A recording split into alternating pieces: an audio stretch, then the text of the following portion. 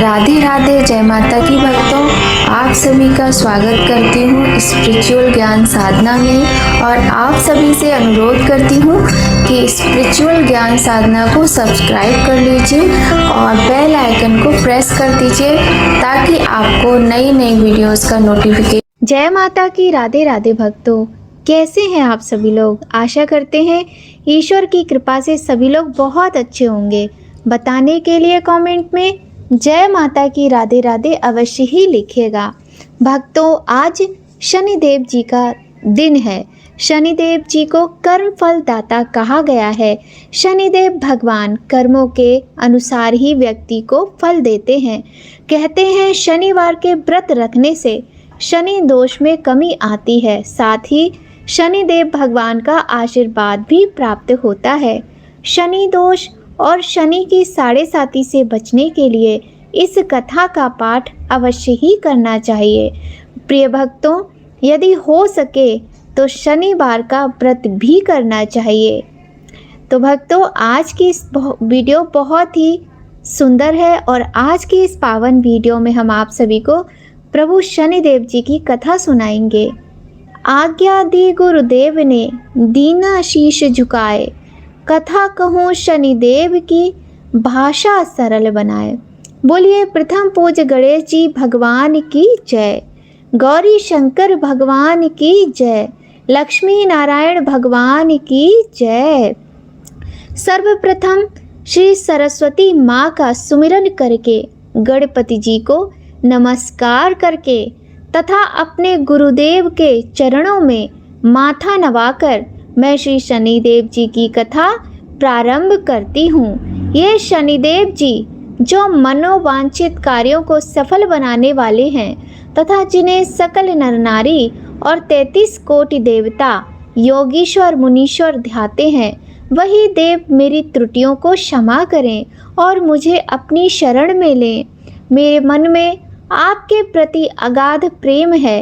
यह बात सर्वविदित है कि जो लोग शनिदेव जी को ध्याते हैं उनके सकल मनोरथ सफल होते हैं तथा जो ऐसे देव को भूल जाता है वह इस संसार में महान दुख पाता हुआ नरकगामी होता है और अगले जन्म में पशु की योनि में जाता है।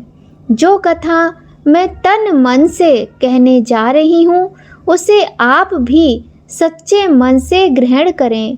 एक बार संसार में चहुं ओर पूजे जाने वाले नवग्रह एक स्थान पर एकत्रित हुए, परस्पर विविध प्रकार के वार्तालाप करने लगे। जब बात घूमती हुई उस स्थान पर आ पहुंची कि हम नवग्रहों में सबसे बड़ा और सर्वाधिक पूजनीय कौन सा देव है, तो प्रत्येक ग्रह देवता स्वयं को बड़ा कहने लगे। इस बात पर जब बहुत देर तक वाद विवाद होता रहा तो कोई निर्णय नहीं हो सका, तो यह तय हुआ कि चलकर इंद्र से इसका निर्णय कराना चाहिए। अतः वह 9 के 9 ग्रह इंद्रदेव के समक्ष उपस्थित हुए। उन सबकी बातें सुनकर इंद्रदेव भी सोच में पड़ गए कि किसे छोटा कहूँ और किसको बड़ा कहूँ, किसकी श्रद्धा के पात्र बने और किसके कोप के भाजन। अंत में सोच समझकर निर्णय न करते हुए वह बोले, मैं अल्प बुद्धि इस बात का निर्णय करने में असमर्थ हूँ। मुझे तो आप सभी बड़े नजर आते हैं और मैं सभी का आदर सम्मान समभाव से करता हूँ। इस पर नवग्रह संतुष्ट नहीं हुए और हठ करने लगे कि इसका निर्णय आपको अवश्य करना चाहिए। तब देवराज बोले, आप लोग मृत्यु लोक में जाइए, वहाँ एक अत्यंत न्यायप्रिय राजा विक्रमादित्य राज्य करते हैं। आप उनके पास जाइए, वह आपका कोई न कोई उचित निर्णय अवश्य कर देंगे। इंद्र से निराश होकर नवग्रह मृत्यु लोक में जाने को तत्पर हो गए। देवराज इंद्र ने जब उन्हें वहां जाते देखा तो प्रसन्न होकर चैन की सांस ली। इस धर्म संकट से निकलना उनके लिए सचमुच ही कितना दुश्वार था। वह अपनी चतुराई से अपने ऊपर आए संकट को राजा विक्रमादित्य पर टालकर बहुत प्रसन्न हुए। उज्जैन नगरी की उन दिनों सारे ही भारत में धाक थी। एक तो वहाँ राजा विक्रमादित्य के दरबार में बड़े बड़े ज्ञानवान लोगों का सम्मेलन होता था, दूसरे उस न्यायप्रिय राजा के न्याय से उज्जैन नगरी का सारे भारत में डंका बजता था।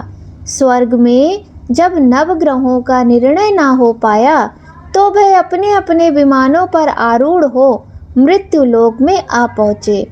ठीक उस समय राजा विक्रमादित्य का दरबार ठसाठस भरा हुआ था। तब नवग्रह वहां जा पहुँचे। नवग्रहों को इकट्ठे देखकर राजा विक्रमादित्य अपने सिंहासन से उठ खड़े हुए और सभी देवों को सम्मान पूर्वक आसन ग्रहण करने को कहा, किंतु राजा के इस सम्मान को किसी भी ग्रह देवता ने स्वीकार नहीं किया। तब विक्रमादित्य ने प्रश्नवाचक दृष्टि से उनकी ओर देखा तो बृहस्पति देव ने आगे बढ़कर दृढ़ स्वर में कहा, हे राजन, हम यहाँ पर तब तक आसन ग्रहण नहीं करेंगे जब तक कि आप हमारा यह निर्णय नहीं करेंगे कि हम लोगों में सबसे बड़ा कौन है। राजा अपने ऊपर आए इस धर्म संकट को देखकर पल भर के लिए घबरा गए, परंतु शीघ्र ही उन्होंने स्वयं को संभाल लिया। उनके मन में एक युक्ति सोची। उन्होंने दरबार में छोटे छोटे आसनों की एक पंक्ति प्रवेश द्वार तक चली गई। राजा ने उन लोगों से कहा कि आप यहाँ पर आसन ग्रहण कीजिए और मैं सोचकर अपना निर्णय करता हूँ। यह कहकर राजा अपने सिंहासन पर बैठ गए। सिंहासन के निकट ही जो आसन पड़ा था उस पर भागकर बृहस्पति देव जा बैठे। उनके अगले आसन पर सूर्यदेव जा बैठे। सूर्यदेव के निकट चंद्रमा और फिर इसी क्रम में बुध, मंगल, राहु, केतु इत्यादि ने भी अपना अपना आसन ग्रहण कर लिया। पंक्ति में 8वें थे भार्गव, किंतु उन्हें भी संतोष था कि उनके बाद शनिश्चर बैठेंगे, किंतु आसन प्रवेश द्वार के समीप होने के कारण और सबसे अंत में होने के कारण शनिदेव जी उस पर नहीं बैठे। राजा विक्रमादित्य ने सोचा था कि जो ग्रह उस अंतिम आसन पर बैठेगा वह उसी को विनय और दयाशील के आधार पर बड़ा कह देंगे, पर वहाँ तो बात दूसरी ही हो गई। शनिदेव जी अति क्रोधी और विकट स्वभाव के देवता हैं। जब वे नहीं बैठे तो 8 ग्रह खिलखिलाकर हंस पड़े। अपना इस प्रकार से अपमान होते देखकर शनिदेव जी की आंखें क्रोध से लाल हो गईं और भ्रुकुटी तन गई। क्रोध से कांपते हुए बोले, राजन, मुझसे बैर लेकर तुमने अच्छा नहीं किया। क्या समझकर तुमने मुझे इस प्रकार से अपमानित करना चाहा है और क्यों मुझे तुम सबसे तले बिठाना चाहते हो? चांद ग्रह का प्रभाव 2.25 दिन रहता है। सूर्य, शुक्र और बुध का प्रभाव केवल आधा मास, सोम और मंगल 2 मास, गुरु 13 मास, राहु और केतु 18 मास रहते हैं, जबकि मैं 7.5 वर्ष तक रहता हूँ। इसलिए हे राजन, अब तू सावधान हो जा। तूने जो अपमान किया है इसका दंड तुझे अवश्य मिलेगा। राजा के कुछ दिन तो आराम से बीते, लेकिन शीघ्र ही शनिदेव जी की कोप दृष्टि फिरी और राजा पर 7.5 आ गई। उन्हीं दिनों एक व्यापारी कुछ घोड़े बेचने के लिए उज्जैन नगरी में आया। सुंदर सुंदर घोड़े देखकर राजा का जी ललचा गया। राजा ने उन्हें खरीदने का आदेश दिया। घोड़ों में एक घोड़ा भंवर नाम का था। राजा उस पर चढ़कर देखने लगे। कुछ देर तक तो घोड़ा राजा को लिए वहीं घूमता रहा, लेकिन फिर सहसा वह भाग खड़ा हुआ। राजा को बड़ा अचंभा हुआ कि घोड़ा एक भयानक जंगल में उन्हें पटक कर अंतर्ध्यान हो गया। राजा अकेला उस वीरान जंगल में भटकने लगा। सायंकाल के समय जब राजा को प्यास बहुत अधिक सताने लगी तो वह जोर जोर से चिल्लाने लगा। उधर एक पगडंडी से एक ग्वाला अपने गांव को जा रहा था। वह राजा की आवाज़ सुनकर रुक गया। राजा उसके पास गया। ग्वाले ने उसकी व्यथा जानकर उसे निकट की नदी पर ले जाकर पानी पिलाया। पानी पीने के बाद राजा स्वस्थ हो गया और प्रसन्न होकर उसने ग्वाले को अपने हाथ की अंगूठी उतार कर दे दी और उससे कहा कि मैं उज्जैन का रहने वाला हूँ, यहाँ रास्ता भटक गया हूँ, तुम मुझे रास्ता दिखाओ। तब ग्वाला उसे अपने साथ गांव में ले गया। वहाँ एक मिष्ठान की दुकान पर राजा ने मिठाई खा पी कर भूख मिटाई और दुकानदार को भी एक अंगूठी उतार कर दे दी। दुकानदार के पूछने पर उसने उससे भी यही कहा कि वह उज्जैन नगरी का रहने वाला है और उसका नाम बोना है। फिर वह दुकान के बंद होने तक वहीं बैठा दुकानदार से बातें करता रहा। उस दिन दुकानदार की बिक्री बहुत अधिक हो गई। उसने सोचा यह पुरुष अत्यंत भाग्यवान है जो इसके आने से आज मेरी इतनी बिक्री हुई है। इसलिए रात होने पर वह उससे बोला कि वह उसके साथ घर चले और उसके साथ ही भोजन करे। राजा भी मान गया। जब वह दोनों घर पर पहुँचे तो दुकानदार की पत्नी ने उनका बड़ा स्वागत सत्कार किया और अतिथि के लिए विशेष रूप से भोजन तैयार किया। भोजन करते समय एक अद्भुत घटना घटी। जहां राजा भोजन कर रहा था वहीं सामने की दीवार पर सोने का एक सतलड़ा चित्र था। सहसा ही वहां एक हार भी टंगा हुआ था, जो कि सहसा हार एकदम से अदृश्य हो गया।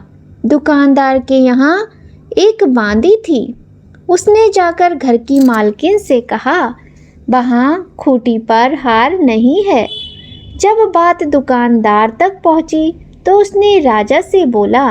राजा बोला, मुझे तो नहीं मालूम, तुम्हारे और मेरे अतिरिक्त तो यहाँ कोई नहीं था। दुकान वाले ने बोला, सच सच बताओ हार कहाँ है?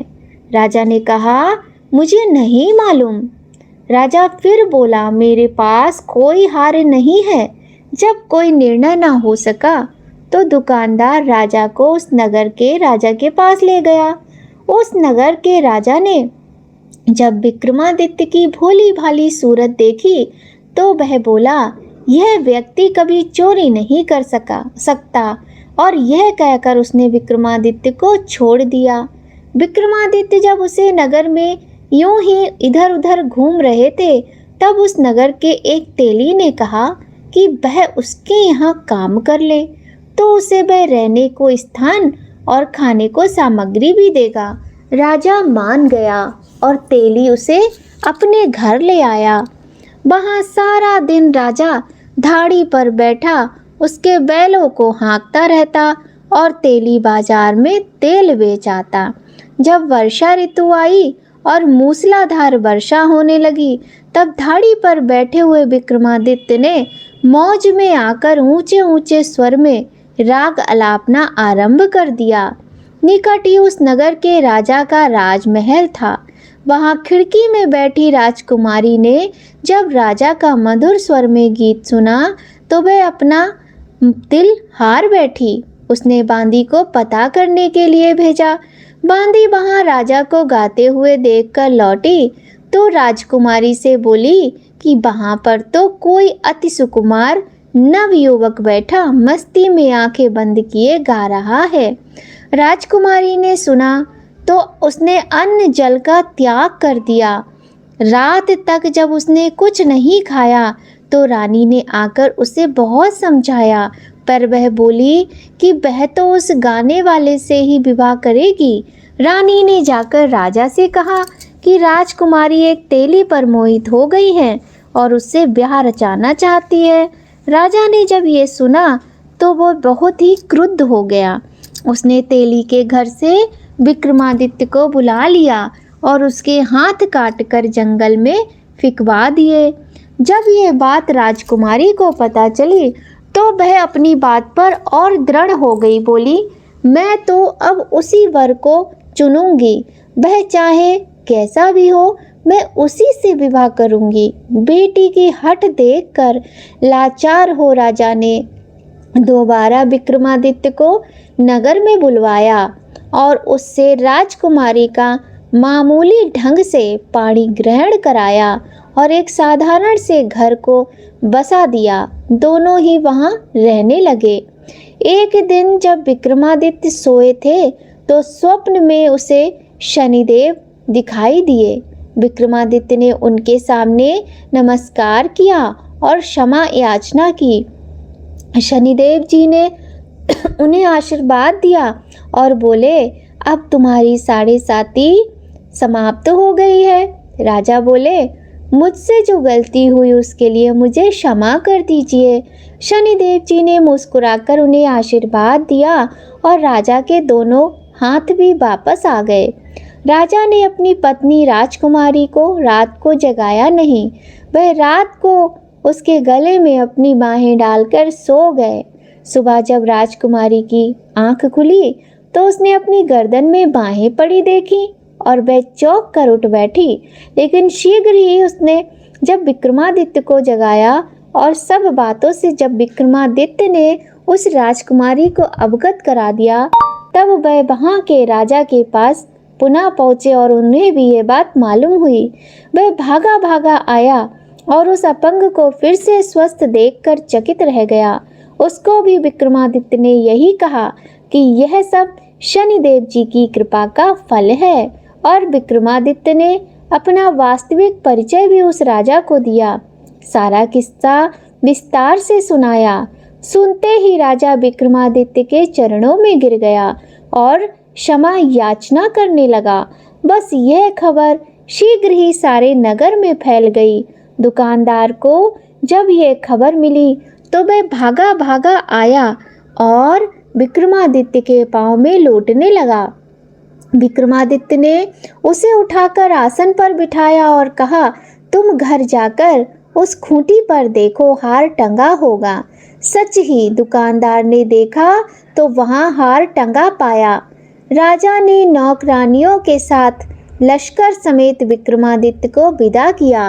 राजा विक्रमादित्य जब राजकुमारी को लेकर अपनी नगरी उज्जैन में लश्कर समेत पहुँचे तो सारी नगरी में उत्साह छा गया। अपने राजमहल में प्रवेश करने से पूर्व विक्रमादित्य ने नवग्रहों की पूजा की और शनिदेव जी को सर्वोच्च स्थान दिया। साथ ही उसने नगर में ढिंढोरा पिटवा दिया कि शनिदेव जी मनोवांछित फलों को देने वाले हैं और नवग्रहों में सर्वोच्च स्थान रखते हैं। इस प्रकार शनिदेव जी को मनाकर विक्रमादित्य ने अपने राज्य, यश और कीर्ति को प्राप्त कर लिया। बोलिए प्रिय भक्तों, श्री शनिदेव भगवान की जय। बोलिए नवग्रहों की जय। जैसी सुनी तैसी कही, इसमें झूठ न साच। विक्रम भूप इतिहास को, सज्जनों देखो बाँच। सुने सुनाबे शनि कथा, गावे जो चितलाए। सत्य वचन है संत का, बाको संकट जाए। बोलिए श्री शनिदेव भगवान की जय। भक्तों, हमने आज शनिवार के पावन दिन प्रभु शनिदेव जी की सुंदर कथा सुनी। कथा आपको कैसी लगी हमें बताइएगा ज़रूर। और अगर आपको हमारी कथाएं ये अच्छी लग रही हैं तो आप लाइक ज़रूर कीजिएगा। तो भक्तों, आइए अब हम कर लेते हैं आज शनिवार के इस सुंदर दिन शनि चालीसा का पाठ। जय गणेश गिरिजा सुमन, मंगल करण कृपाल। दीनन के दुख दूर कर, की जय नाथ निहाल। जय जय श्री शनिदेव प्रभु, सुनो विनय महाराज। करो कृपा हे रवि तनय, राखो जन की लाज।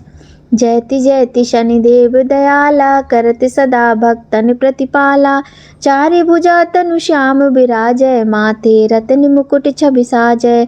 परम विशाल मनोहर भाला, टेढ़ी दृष्टि भिकुर भ्रकुटी विकराला।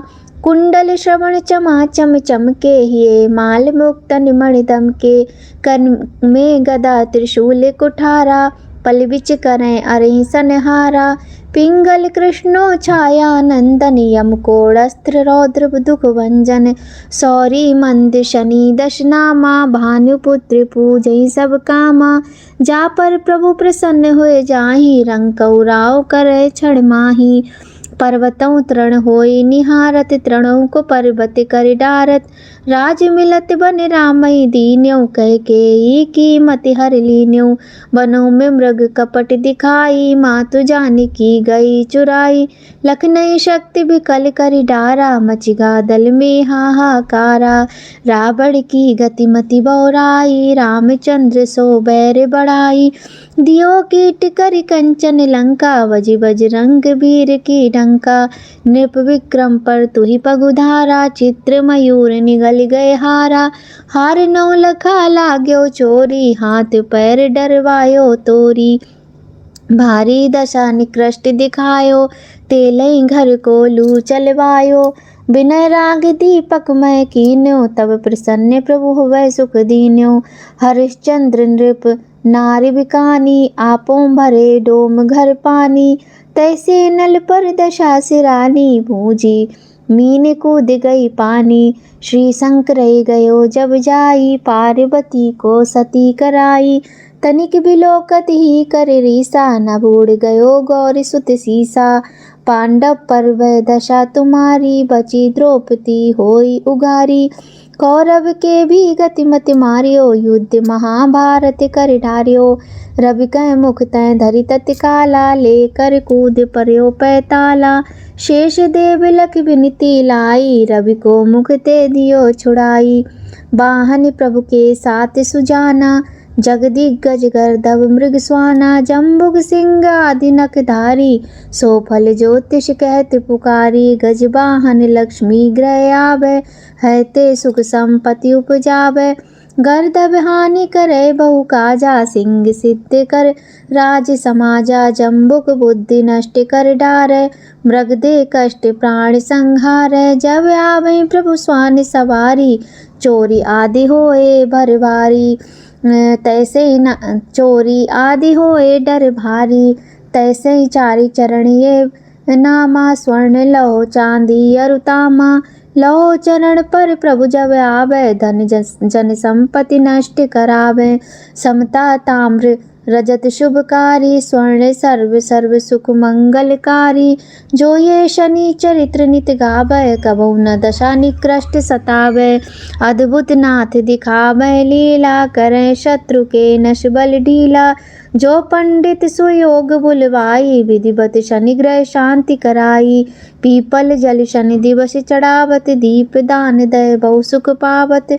कहत नाम सुंदर प्रभु दासा, शनि सुमरत सुख होत प्रकाशा। पाठ शनिश्चर देव को की हो भक्त तैयार, करत पाठ 40 दिन हो भव सागर पार। बोलिए श्री शनिदेव भगवान की जय। आइए भक्तों, अब हम कर लेते हैं शनिदेव भगवान की ये सुंदर सी आरती। जय जय श्री शनिदेव भक्तन हितकारी, सूरज के पुत्र प्रभु छाया में तारी। जय जय श्री शनिदेव भक्तन हितकारी, सूरज के पुत्र प्रभु छाया में तारी। श्याम अंग वक्र दृष्टि चतुर्भुजाधारी, श्याम अंग वक्र दृष्टि चतुर्भुजाधारी। नीलांबर धर ध्यान गज की सवारी। जय जय शनिदेव प्रभु भक्तन हितकारी, क्रीट मुकुट शीश रचित दीपत है लिलारी। किरीट मुकुट शीर्ष रचित दीपत है लिलारी, मुक्तन की माला गले शोभित बलिहारी। जय जय शनिदेव प्रभु भक्तन हितकारी, मोदक मिष्ठान पान चढ़ते हैं सुपारी, मोदक मिष्ठान पान चढ़ते हैं सुपारी। लोहा तिल तेल उड़द महेश अति प्यारी, जय जय शनिदेव प्रभु भक्तन हितकारी। देव धनुज ऋषि मुनि सुमिरत नर नारी, देव धनुज ऋषि मुनि सुमिरत नर नारी। विश्वनाथ धरत ध्यान शरण है तुम्हारी, जय जय शनिदेव प्रभु भक्तन हितकारी, जय जय शनिदेव प्रभु भक्तन हितकारी। सूरज के पुत्र प्रभु छाया में तारी। भक्तों बोलिए श्री शनिदेव भगवान की जय। आप सभी पर न्याय के देवता प्रभु श्री शनिदेव भगवान का आशीर्वाद सदा बना रहे, इसी कामना के साथ आज की वीडियो यहीं पर संपन्न होती है। भक्तों वीडियो पसंद आए तो लाइक ज़रूर करें, कमेंट करें, वीडियो को शेयर करें। चैनल पर यदि पहली बार आए हैं तो चैनल को सब्सक्राइब करके बेल आइकन प्रेस कर दीजिएगा, ताकि आपको आने वाली वीडियोस का महत्वपूर्ण नोटिफिकेशन सबसे पहले मिले। तो भक्तों आप सभी से विदा लेते हैं। जय माता की। राधे राधे भक्तों।